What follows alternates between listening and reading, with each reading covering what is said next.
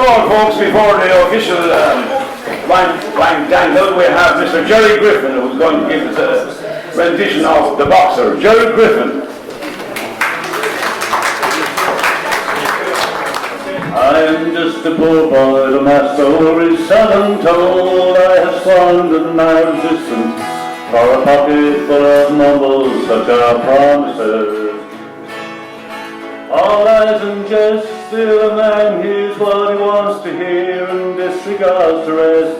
La la la la la la la la la la la la la la la la la la la la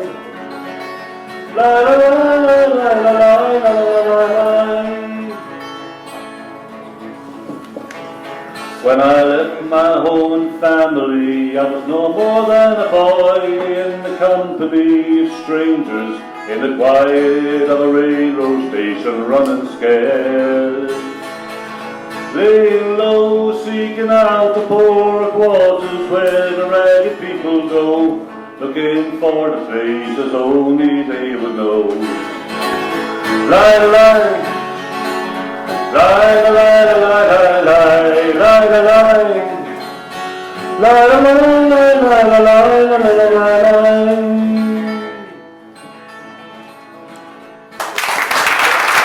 Thanks very much. Thank you. Thanks very much, Gerry Griffin and The Boxer. Welcome everybody to another book launch from Limerick Writers Centre. Today's launch is The Truth About Lies, and it's a new novel from Askeaton writer Tom Fitzgerald. It's an atmospheric crime story with a backdrop of Killarney. To kick off, we have Dominic Taylor, director of the Limerick Writers Centre. Very good, Tom. And thanks to all of you book enthusiasts for coming here today to the grand unveiling of Askeaton County Limerick writer Tom Fitzgerald's latest and second masterpiece, The Truth About Lies, a guaranteed page-turner. First of all, let me say that this marks the 163rd title we have published since we began our community publishing programme back in 2009. Since then, we've been stirring the literary pot in Limerick, spicing up the scene with books and ideas that resonate locally and, hopefully, nationally. Our main goal at the Limerick Writers Centre is to build a community focused on storytelling, personal growth, exploring literature, and the powerful impact of publishing. Our mission is to enhance the journey of an author, helping them connect with more readers and leave a lasting impression. And as part of that community publishing programme, we are dedicated to printing short-run, high-quality produced titles that are accessible to readers. As I said, this is Tom's second novel in the crime genre. Some of you may remember last December we launched Tom's thrilling debut, Underbelly, which was an immediate success. And I'm sure that The Truth About Lies will equally achieve and surpass the success of Underbelly. His new work is set against the vivid backdrop of Killarney. Tom weaves a tale brimming with cunning characters and twisty subplots. It also contains topical relevance as commentary on police work, the criminal justice system, and the darker aspects of society in contemporary Ireland. All the ingredients, I'm sure you will agree, for a chart topper. I'm grateful to you all for gathering here today to partake in this literary celebration with Tom's friends and family, immersing in the literary world that he has skillfully crafted. To conclude, I'd like to thank a number of people who helped make this occasion a success. Firstly, Tom, today's literary hero, for entrusting us with his brainchild. To author Roisin Meaney, who has generously agreed to launch The Truth About Lies. And also thanks to William O'Neill and his staff here at the museum for hosting us and not roasting us with the rent fees. And to my own colleagues at the Limerick Writers Centre, and especially to Lot Bender, our book designer, for all the work that she has done for us over the years.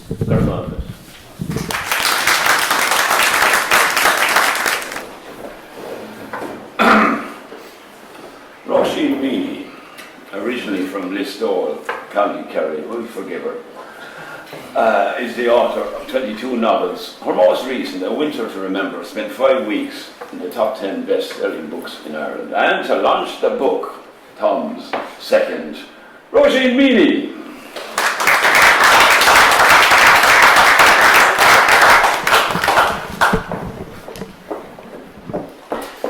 Thank you, Tom.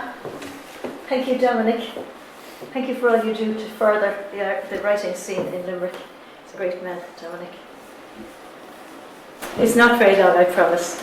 When I got an email from Tom Fitzgerald asking me to launch his second novel, my initial thought was, Tom who? We were allegedly introduced on the streets of Listowel earlier this year. I have no memory of it. Then again, Listowel during Writers' Week is a very busy place, and because I go there every year, I know a lot of the regular festival goers, so I am introduced to quite a number of people during those few days, so it may have happened. We can't rule it out. And then I thought, well, he has written 2 books, so he's in the tribe. So that was a good thing. And also I thought, book launches usually feature free wine.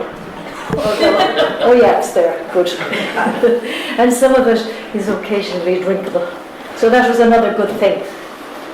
And then I thought, whenever I launch somebody else's book, because I am from time to time asked to launch the books of people I know, I can usually slip in very discreetly whatever book I'm currently touting. In this case, A Winter to Remember, which I would, kind of casually say during my speech is available in all good bookshops right now. And I thought, and because this launches in December, I could also, very casually add that it would make a lovely Christmas present for several of your friends. So there was all that to consider, so I said yes, I would launch Tom's second novel. But in all seriousness, I was serious, Thomas. I'm always delighted to hear of another book about to enter the world. It's always a case for celebrating. And I'm always charmed and honoured to be trusted to see it safely on its way. It's a great honour, it really is. And I appreciate it, Tom, despite my earlier words. The world can never have too many books. That's a fact. Whatever the genre, a book has the power to educate or to entertain, to thrill or to comfort and console, to amuse, to frighten, to astonish. A book, any book, is a force for good. Well, there may be a few exceptions. I've never read Mein Kampf, so I can't say for sure, but I would imagine that most books are forces for good. And God knows we need all the good things in the world right now that we can possibly get. We need to fill the world with books, so bring them all on. And like many an Irish writer, I have a particular fondness for books imagined and written and set in Ireland. I like the way they taste, their flavours and their accents. And being a proud Kerry woman, Tom, well done. I am delighted that The Truth About Lies takes Killarney as its centre of focus. Nothing like a grisly murder in scenic surroundings, I always say. And Tom will know that writing a book is not easy. And Tom, I'm afraid it doesn't get any easier the more you write. That's the bad news. I'm currently writing number 22, and it's just as hard, if not harder, than the ones that came before it, probably because I'm getting older and more doddery with each book. So yes, it doesn't get easier, Tom. It's a struggle all the time. It's just as daunting a challenge when you look at the blank page or the blank screen, and you know that your mission is to find in the region of between 80 and 90,000 words, probably, and to put them all in the right places. It is frustrating in the extreme when your characters refuse, as they often do, to go along with your plans, and your plot develops a kink that seems hell-bent on breaking you before you can sort it. But you, Tom, are to be doubly applauded for getting 2 books out there, not just giving up after the struggle and torture of the first one, and also for doing it without a publisher's deadline, because that is one of my key motivators when I'm writing a book. But all the effort and all the slog are so worth it. They're so worth the deep sense of satisfaction that comes from seeing a new book with your name on the cover of it, and knowing that you have been responsible for every word within that cover. Knowing that you have brought this wonderful thing into being. This thing that will probably outlive you. It'll be your immortality. This book and the one that preceded it and all the ones that will follow. And I wish you all the very best with it as I declare... Oh, hang on. Have you got the champagne? No, you're on the red light. Oh, he has a lot to learn. Lot to learn. As I declare the truth about lies well and truly launched.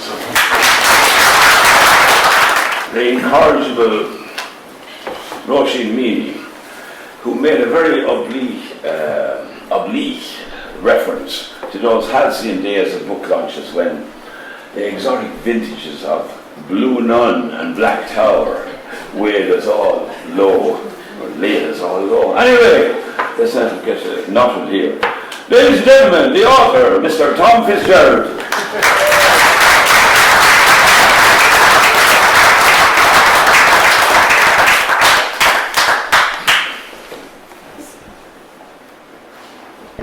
Roisin, thanks very much for that. I'm not going to comment on all the things you said, but much appreciated. Very much appreciated, thank you. And you didn't put champagne into your list of demands. The rest of them didn't let you. I would have known about champagne. Thanks a million for coming. Very much appreciated. And thanks everybody for coming. I'll try not to keep you long. Dominic and Tom and Roisin have said a lot of the stuff I would want to say, but like Roisin, she had notes. I'm glad you had notes. So I have notes, so I'll do the same as you. Thanks to everyone for coming today, and thanks to the team at the Writers' Centre and Revival Press for turning out a book to be proud of. Special thanks to Dominic for all his help when it came to naming the book, putting my thoughts for the cover on paper, and his support when it was asked for. Thanks to Larry Winter for creative input and time in getting the book to print. Thanks to Susan and Adele for the help with photos and the social media output, and thanks to Gerry Griffin for agreeing to play for us today. To Roisin, I can only bow and say you made this day like a fairy tale image in my book for launching it from you. Your Majesty.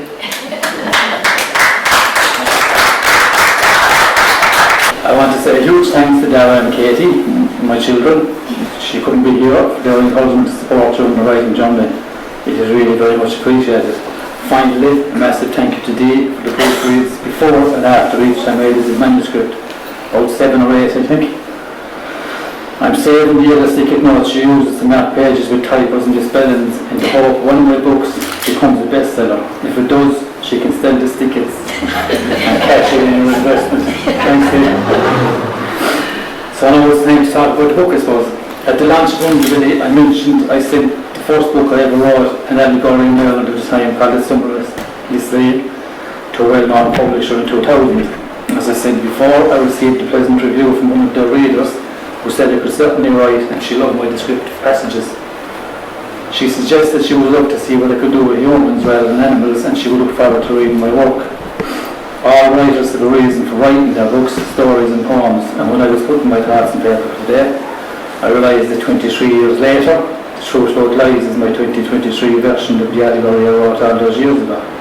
I didn't purposely set out to do this way. The story developed on its own. I think my fascination with the two Irelands is embedded somewhere inside, and constantly it influences my writing. The first Ireland is a picture postcard one presented for tourists who have thatched cottages and dancing at the crossroads of the order of the day. The other Ireland is the one we all fear, especially for our children, a world where money is king and human life is cheap. I've been taught my themes are heavy, but I can't help it if my personal muse decides to go digging in the gutter for nasty characters. A friend of mine said that the world I live in is very dark and you'd hate to live there, and all I can say in my own defence is I also write books with children, so I hope to make up for it there. Tom said, and Dominic said, the truth about lies is set in and around Killarney, which becomes the cynic background to contemporary crime. Some people who read Underbelly mentioned that it wasn't a woman's book. I hope the love interest in this one rectifies that problem. And please note I said love and not sex, which other people have suggested I should include, and mainly women, by the way. I think the best way to say a lot in a few words about the book before I read from it is to read the back page blurb and set the scene. Then I'll do 2 readings from the first 2 chapters, because if I go deeper into the book I'd give too much away. I've only a few more things to say, and the first is the book has had a long journey, so I sincerely hope it doesn't take as long to read it as I did to write it. And second thing is, readers have said to me they think they know how my characters are based on. Well, hand and heart. All fictitious characters in the chap in this book called Dominic is not based on the Dominic, whose dedication to all things right and Limerick has allowed me to be standing up here today. Thanks, Dominic. So I'll read a bit from the book, so if I can get along with the book. It's 20 years. For the men. I was under pressure to pick a chapter that this would be meaningful, because a certain man who I won't mention, let's just say before I start, read something else, it should be meaningful. But if I read anywhere in the book, I think I'll be giving the story away. So what I've decided to do, I'll read a bit from chapter 1, and I'll read 1 or 2 bits then from chapter 2, which should tie in the story. And of course I had a book with markers in it, but I can't find it, so here goes. Missing, Tuesday the 19th of August. Backpackers, hill walkers and cyclists. Every year they come on their droves to visit Ireland. Then one goes missing. Marie Claire Claremont came to Ireland at the beginning of May for a 3.5-month backpacking holiday in Kerry. Towards the end of her vacation she had arranged to spend some time with her friend, local 22-year-old girl Ginny O'Callaghan, whom she was due to join up with Sunday the 17th of August.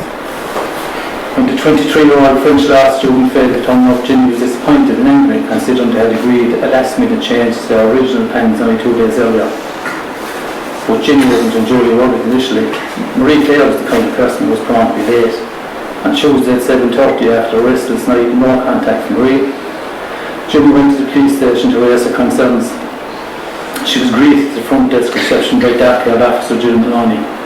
Ginny introduced herself and began explaining her reason for being there. The conversation was interrupted by Carl. Jill was obliged to answer. "Excuse me for a minute, I have to take this," she apologised, reaching for the handset of the landline on the desk. The minutes soon became 5. "I'm sorry about that, Ginny. No one must follow up and make a few more calls. So to spare you hanging around down here, I'll let you wait in Sergeant Lucy's office. Jill will due to start his shift in the next few minutes," Jill said. Jill directed her to Lucy's office, which was right at the main reception desk in the spacious entrance lobby. She opened the door, escorted her into the room and pointed her to a chair before leaving and closing the door behind her. Ginny made herself comfortable and started turning through text messages on her mobile phone. In the privacy of the offices, she felt more ease about her decision. 7:48, she texted her work colleagues, intimating she would be a bit late. As she fingered the send button, the office door opened, and a tall, grey, middle-aged guard entered the office. After gently closing the door behind him, he removed his overcoat and hung it on the single black coat peg on the door. With an outstretched hand, he introduced himself as Jim Lucy, if he wanted to sit behind his desk directly opposite Ginny. "Just give me a few more details, Ginny. I'll just scribble a few things in my notepad first, and then you can tell me about your friend," he said in a relaxed, gentle tone. When he had entered the time and personal details, he refocused his attention on Ginny. "Marie Claire, it's a nice name. You and she are good friends?" "Yeah, I met her 3 years ago in Paris. I was in Erasmus studying French. We were staying in student accommodation at the same campus. We hit it off immediately, and I went to her parents' home for a weekend before I returned home. Since then, she and I have been good buddies. We had regular contact on social media, and we used to ring each other a couple of times a month. We holidayed together last year for a week in France and a week in Spain. This was her first time coming to Ireland. I was really looking forward to showing her around. I'm not going to have much time for it now. She has a flight home booked for tomorrow week. Without to disappoint Ginny, I'm sure she has a good reason for being delayed. Would you happen to have a contact number for her parents?" "Sorry, no, I have to. go on. I missed by markers. So,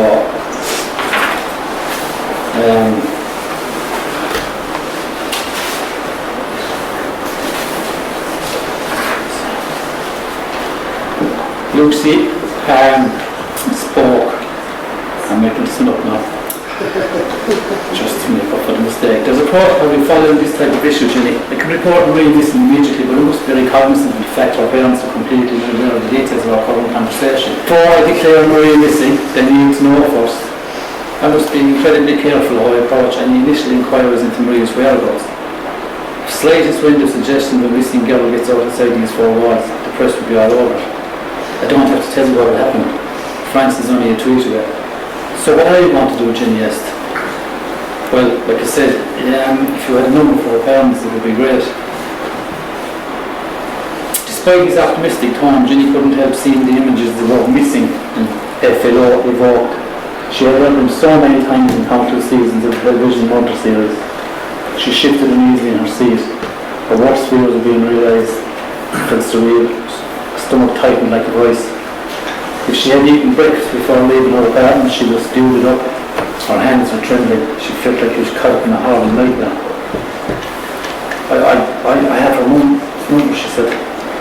She scrolled for the phone. A few minutes later, when Jenny stood up to leave, she shook hands with Lucy and thanked him. His dad spoke to Jenny before she left his office for upbeat. He reiterated he didn't expect to be launching the missing person's car. She should go to work and look forward to meeting Marie and enjoying their time together. A little over 24 hours later, when he rang the FLO to ask her contact Claremont again and advised him an official missing persons was being instigated. The room was suggesting to Jenny Marie would turn up safe and sound. Sorry about the break, that's it.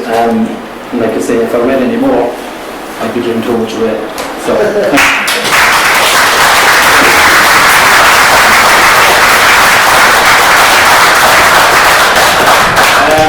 Just to finish off, I'd ask you just to remain seated for maybe 5 or 10 minutes because Joe is going to play another song, and after that then hopefully you'll enjoy a glass of wine or water or whatever, and Joe will play 2 songs in the background. I should be sitting here, so I'm not signing for walk-walks.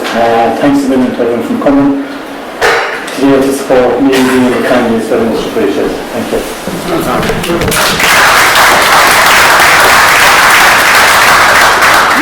It's 100 rolls of cement block now. I just go to the whip.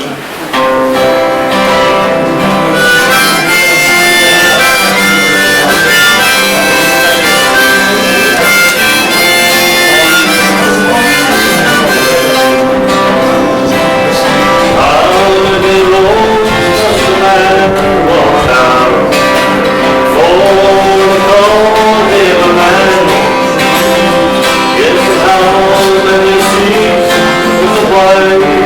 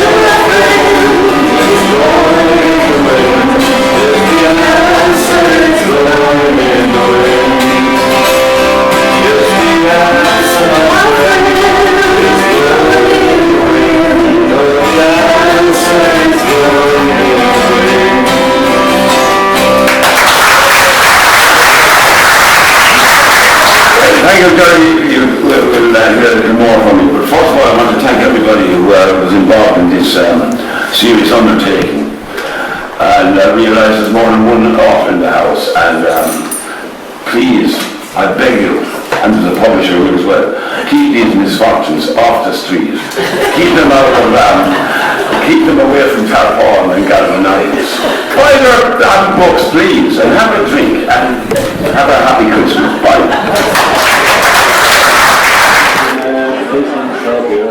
Do you know how much I love you? No, you don't, but I do.